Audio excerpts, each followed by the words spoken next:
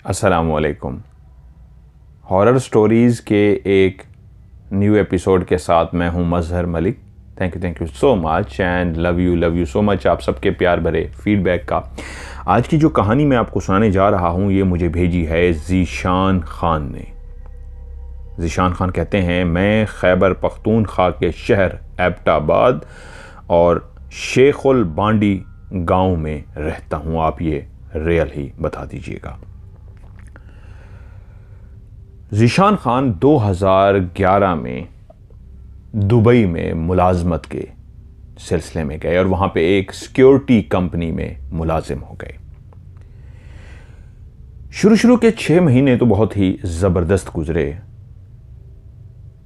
नौकरी और security guard की नौकरी ख़त्म होते ही सीधा अपने कमरे में पहुंच जाना, जहाँ पे एकोमोडेशन जो हमें कंपनी ने दी थी वहाँ पे 4 बेड लगे हुए थे, इस अंदाज के कि ऊपर नीचे ये बेड होता है, ऊपर भी लड़का नीचे भी।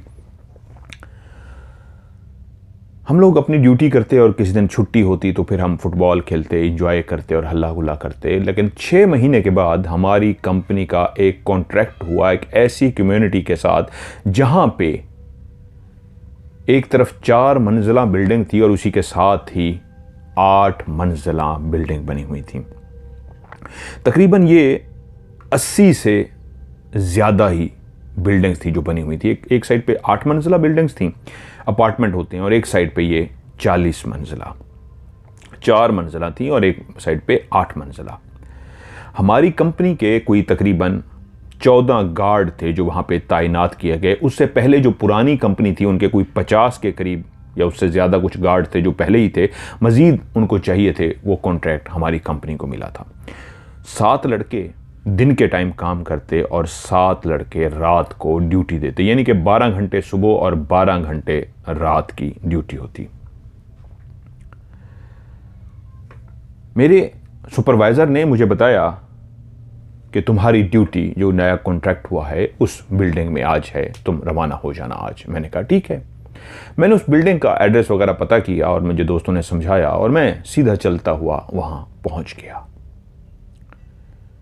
जिस जगह पे आज रात को मेरी ड्यूटी थी ये एक 4 मंजिला इमारत थी। उसकी तमाम बिल्डिंग्स की जितनी भी रोशनियां थीं वो सब की सब बंद थीं। सिर्फ एक नीचे जो पार्किंग का एरिया बनाया गया था उसकी लाइट जल रही थी, बाकी तमाम बिल्डिंग अंधेरे में डूबी हुई थी। उस सामने बिल्डिंग को देखते हुए मुझे अंदाज़ा हुआ यहाँ पे शायद लोगों की रिहाइश नहीं है, क्योंकि जिस बिल्डिंग में किसी की भी रिहाइश नहीं होती तो उसकी लाइटें बंद होती हैं, वरना जहाँ पे भी इंसानों की रिहाइश होती हैं कोई ना कोई किसी न किसी की लाइट जल रही होती है। वो तो पूरे 4 मंजिला जितनी भी इमारत थी वो सारी सिवाय पार्किंग के बंद थी। मैं नीचे गया, पार्किंग वाली साइड पर ही मेज़ और कुर्सी और एक रजिस्टर रखा गया था कि जो भी नौकरी के लिए आएगा, जिस टाइम पर आएगा, वो लॉग बुक थी, उसके अंदर उसको अपनी एंट्री डालनी होती थी। मैंने भी अपनी वहां पे हाजिरी लगाई और उस पार्किंग लॉट में उस मेज के सामने पड़ी हुई कुर्सी पे मैं बैठ गया। मेरा पहला दिन था, मैंने आराम से ड्यूटी की और जब सुबह का टाइम हुआ, मेरी ड्यूटी ख़त्म होने वाली थी, तो मैं वहां से उठा। मैंने वहां पे अपना टाइम आउट डाला और जैसे ही मैं बाहर निकला तो वो जो साथ ही बिल्डिंग थी उसका भी एक गार्ड शायद अपनी ड्यूटी ख़त्म कर कर जा रहा था। मैं भी चलता हुआ जब उसके करीब पहुंचा तो उसने मुझे देखा और चौंक के बोला, तुम कहां से आ रहे हो? मैंने इशारा किया उसी 4 मंजिला बिल्डिंग की तरफ कि यहां से। तुम्हारी वहां पे ड्यूटी थी? मैंने कहा हाँ, मेरी रात को वहां पे ड्यूटी थी और मैं वहीं पे ड्यूटी दे रहा था। क्यों, क्या हुआ? तो वो रुक सा गया, चौंक सा गया, उसकी आंखों में एक खौफ सा आ गया। मैंने भी कहा भाई क्या हुआ है? कह रहा है तुम पहली दफ़ा यहाँ आए हो? मैंने कहा हाँ। तो बोला ये जो बिल्डिंग है ये हुकूमत ने सील कर दी है और यहाँ पे कोई भी ड्यूटी करने को तैयार नहीं होता। मैं कहा अच्छा, ऐसी क्या बात है? उसने कहा इस बिल्डिंग के अंदर एक सरकटी लड़की रहती है। मैं एकदम से चौंका और मैंने कहा क्या कह रहे हो? कह रहे हाँ, एक ऐसी लड़की जिसका सर कटा होता है वो इस बिल्डिंग में रहती है। मैंने कहा यार ये कैसी बातें कर रहे हो, क्या आज के दौर में भी ऐसा है? उसने कहा तुमने नोट नहीं किया सारी बिल्डिंग कैसे अंधेरी में डूबी हुई है? तुम नए थे, बताना मेरा फर्ज था, आगे तुम्हारी मर्जी। वो वहां से चला गया और उसी वक्त मुड़ के मैंने उस बिल्डिंग की तरफ देखा जहां पे मैंने रात गुजारी थी। मेरे जिस्म के अंदर एक झुरझुरी सी आई कि वाकई अगर ऐसा है फिर तो मैं नहीं करूंगा, और मैं अपने सुपरवाइजर के पास पहुंचा। मैंने उनसे कहा आपने मेरी कहां पे ड्यूटी लगा दी, एक ऐसी बिल्डिंग में जहां पे एक सरकटी लड़की रहती है? तो बोला खामोश, ये किसी को बताना नहीं, ठीक है? हमें ये कॉन्ट्रैक्ट मिला है, हमें ये करना है, यहाँ पे ड्यूटी देनी है लड़कों ने। मैं ठीक है आज ही तुम्हारी ड्यूटी कहीं और लगा रहा हूँ, तुम अपनी और कहीं पे ड्यूटी करो और इस बात का किसी को जिक्र मत करना। मैं भी अपनी ड्यूटी में लग गया। लेकिन कुछ दिनों के बाद मुझे पता लगा कि यहाँ पे कोई भी ड्यूटी करने को तैयार नहीं है, यहाँ तक कि कोई गार्ड इस तरफ से गुजरना भी पसंद नहीं करता। और जब मुझे अंदाज़ा हुआ कि कोई भी यहाँ पे ड्यूटी करने को तैयार नहीं है, मैं एक पठान फैमिली से हूँ,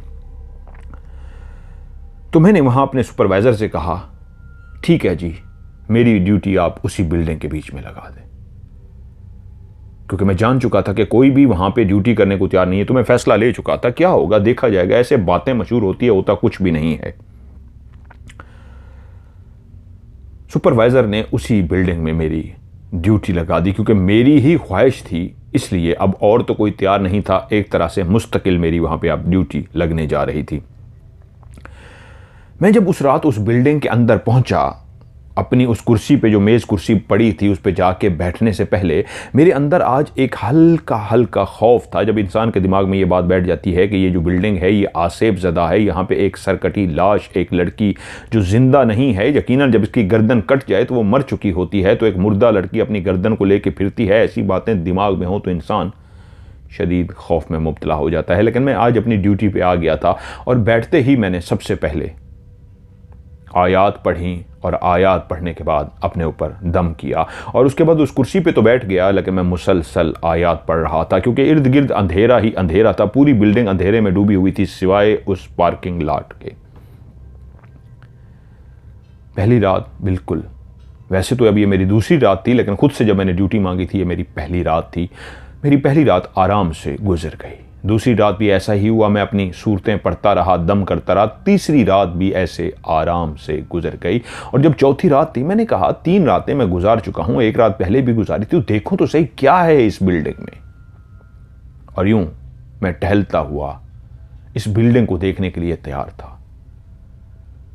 ये बिल्डिंग अंधेरे में डूबी हुई थी। मैं चलता चलता इस बिल्डिंग के जितने भी नीचे फर्स्ट फ्लोर जो था उसके शीशे के जो दरवाजे थे, तो एक शीशे के दरवाजे पे मुझे हाथों के निशान नजर आए। ऐसे हाथों के निशान जैसे कोई अपना हाथ शीशे पे रखे तो वो हाथ छप से जाते हैं। सर्दियों में अमूमन ऐसा होता है, फोग होती है शीशे पे, तो आप फोग पे हाथ रखते हैं तो आपका हाथ छप जाता है। लेकिन ये तो कोई कलर या रंग बिरंगा हाथ नहीं था, एक आम सा हाथ था जैसे किसने रखा हो।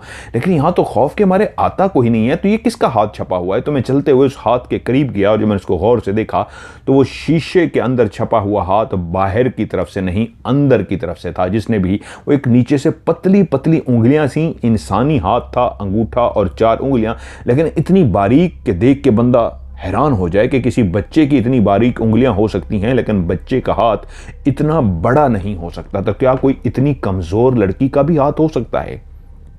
और अंदर वाली साइड से क्या किसी ने ऐसा अपना हाथ रखा था जिसका निशान बना शीशे पे? तो अभी तक कायम है, खत्म नहीं हुआ। एकदम से मेरे जिस्म में एक झुरझुरी सी आई, लेकिन मैं वहां से विर्द करता हुआ आगे बढ़ गया। लेकिन ये मुझे अंदाजा हो चुका था कि यह हाथ अंदर से ही किसी ने टच किया हुआ है। अब मैं वहां पे मुसलसल ड्यूटी दे रहा था।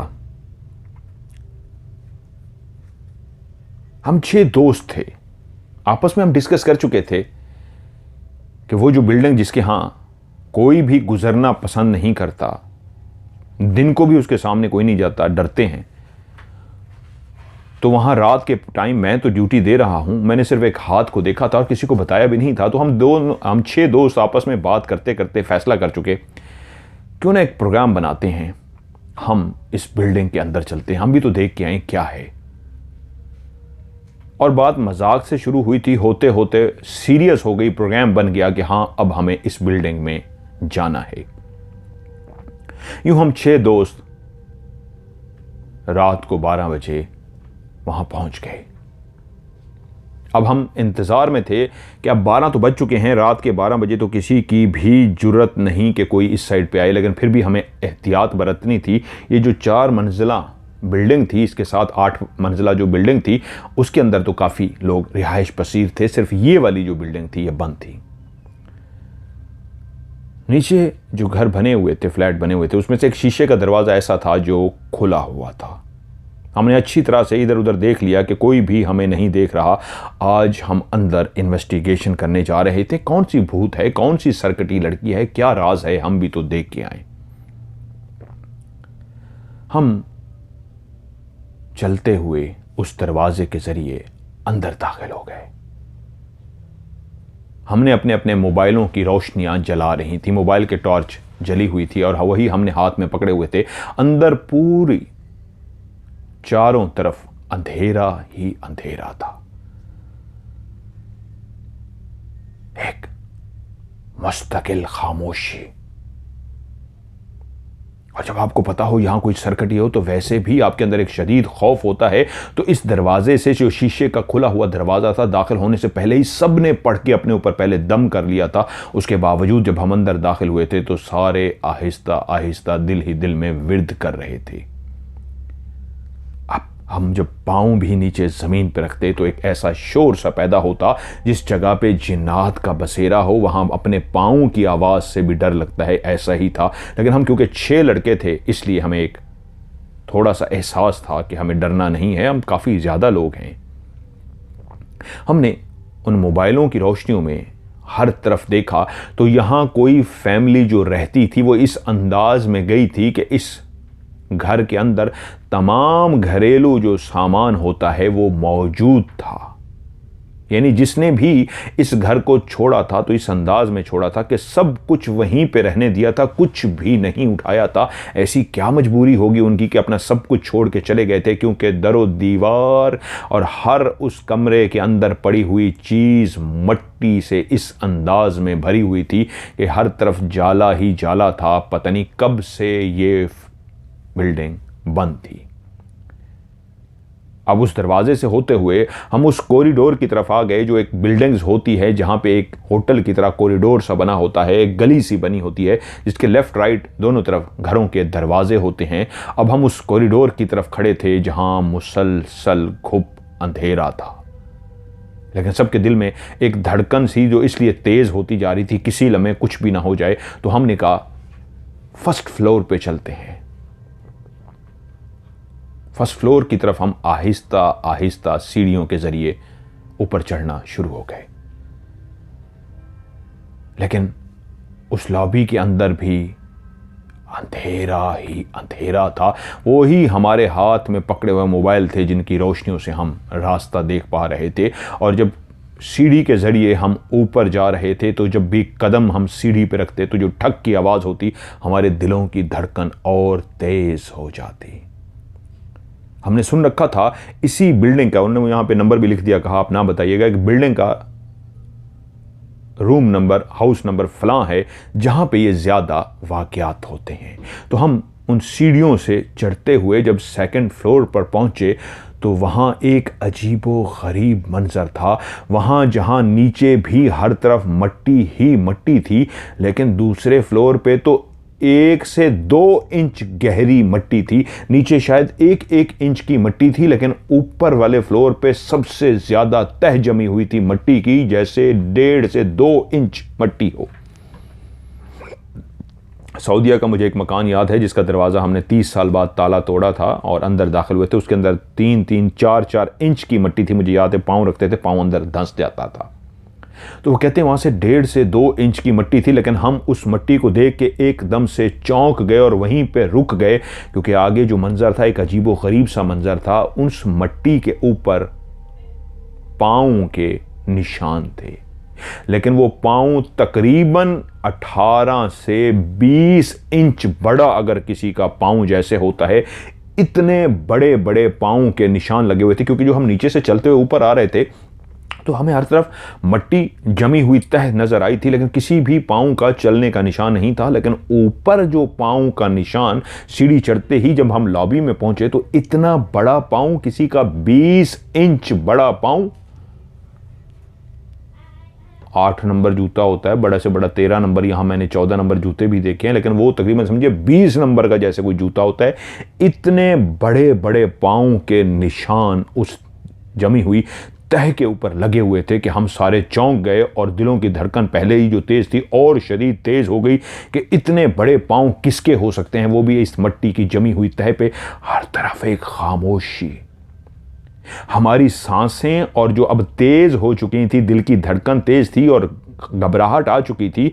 तो वहीं खड़े हुए हम एक दूसरे को महसूस कर चुके थे कि पहले ही खौफ तारी था, लेकिन इतने बड़े पाँव को देख के हम एकदम से जो डरे थे, तो एक लड़के के मुंह से जोरदार चीख निकली और जैसे ही उसने चीख मारी वो तेजी से नीचे की तरफ भाग पड़ा। हम सारे भी उसके पीछे भागना शुरू हो गए। सेकंड फ्लोर से हमने उतरना था, दूसरी मंजिल पे हम थे, फिर पहली पे नीचे आना था। हम उसके पीछे इसलिए भागे थे कि ये क्या हरकत की है, डर भी गई है, कम से कम अपने उस चीख पे तो कंट्रोल करो। किसी को पता लग गया साथ वाली बिल्डिंग में कि ये लोग घिसे हुए हैं, अंदर घुसे हुए हैं, तो हमारी नौकरी जा सकती है। वो जरूर डर गया था, डर के उसने चीख मारी थी, लेकिन हम उसके पीछे इसलिए भाग रहे थे उसको खामोश कर सकें। लेकिन अब उन सीढ़ियों पे एक दौड़ने की आवाज थी, 10 10 10 10। शायद हमारी आवाज के साथ किसी और की भी हमने एक आवाज को महसूस किया, जैसे हम नीचे दौड़ रहे थे और कोई और भी था जो दौड़ रहा था। बस हम भागने के चक्कर में थे कि किसी तरीके इसकी खौफ को कंट्रोल कर सकें। ये जो चीखें मारता हुआ नीचे की तरफ भागा है, इसके मुंह पे हाथ रख के इसको खामोश कर सकें। क्यों अपनी और हमारी नौकरी का दुश्मन बन गया है। भागते भागते भागते वो भी जब नीचे आया तो वो खामोश हो चुका था, क्योंकि उसके पीछे हम भी भागते हुए आ रहे थे। लेकिन ऐसा लगता था जैसे भागने का सिलसिला सिर्फ हम इन 6 लड़कों के साथ नहीं है, कोई और भी भाग रहा है। फिर भी हम भागते भागते उस खुले हुए शीशे के दरवाजे से हम बाहर आ गए। खुली फजा में आके हम जोर जोर से सांस लेना शुरू हो गए। हमारी दिलों की धड़कन तेज थी, सांसें बहुत बेतरतीब उलझी हुई थी और हम उसी जगह को खड़े देख रहे थे जहां पे पांव का निशान था। लेकिन मुतवज्जो हुए कि ये तू चीखा क्यों है, क्या हुआ तेरे साथ। वो अपनी सांसें बहाल कर चुका, वो थर थर थर थर कांप रहा था। वाकई वो बहुत खौफजदा था। हमने उसको थोड़ा सा हौसला दिया और बोला क्या हुआ है, हमें तो कुछ नहीं नजर आया, तूने क्या देख लिया। उसने कहा यार यकीन मानो मैं भी तुम्हारी तरह उतना ही डरा हुआ था, पढ़ रहा था जैसे तुम पढ़ रहे थे, डर रहे थे। लेकिन बिल्कुल मेरे कान के करीब किसी लड़की ने आके क्लियर एक कहका लगाया है। जैसे ही मैंने कहका लगाया, मैं पहले ही डरा हुआ था, मेरी जान निकल गई। मैंने चीखें मारनी शुरू कर दी और मैंने भागना शुरू कर दिया। तो हमने एक दूसरे की तरफ देखा, जैसे एक दूसरे से आंखों ही आंखों में सवाल कर रहे हो। किसी और ने भी उस कहके को सुना तो सब ने नफी में गर्दन हिला दी कि नहीं, हमने तो नहीं सुना। तो वो हल्फन बोला, कसम उठा के बोला मैंने क्लियर उस लड़की के कहके को सुना है, तभी मैं खौफजदा होकर बाहर भाग आया हूं। वाकई ये जगह हॉन्टेड है, यहां पे कुछ है। अब हम कुछ देर वहां खड़े रहे, उसको देखते रहे। अभी दिल तो था, लेकिन शायद जितने भी हम लड़के थे हमारे दिलों में एक खौफ आ गया था कि नहीं, अब मजीद हमें ऐसा नहीं करना, और हम वहां से चले गए। मैं और एक मेरा दोस्त तकरीबन उसी 4 मंजिला बिल्डिंग से 50 से 60 फुट की दूरी पे बैठे हुए थे। तकरीबन ये 3-4 महीने बाद का वाकया है कि जब वो पहला वाकया हुआ था, जब हम इन्वेस्टिगेशन करने गए थे, उसके 3-4 महीने बाद मैं और मेरा दोस्त वहीं पे बैठे हुए थे, बातें कर रहे थे। मेरा दोस्त मुझसे बोला कि यार यही बिल्डिंग है जहाँ पे वो सुनने में आया है कि कोई सरकटी औरत है जो रहती है। मैंने कहा हाँ यार यहीं पे है। कह रहा यार तू ड्यूटी देता है, तुझे कभी कुछ महसूस नहीं हुआ। मैंने उसको नहीं बताया था इन्वेस्टिगेशन वाली बात। मैंने कहा यार एक दफ़ा शीशे पे ऐसे हाथों का निशान देखा था, लेकिन बहुत ही बारीक, जैसे किसी इतनी कमज़ोर लड़की का, जो मैं आज तक नहीं समझ सकता कोई इतनी कमज़ोर लड़की भी होती है। बहरहाल ये है कि हाँ ये बिल्डिंग हॉन्टेड है।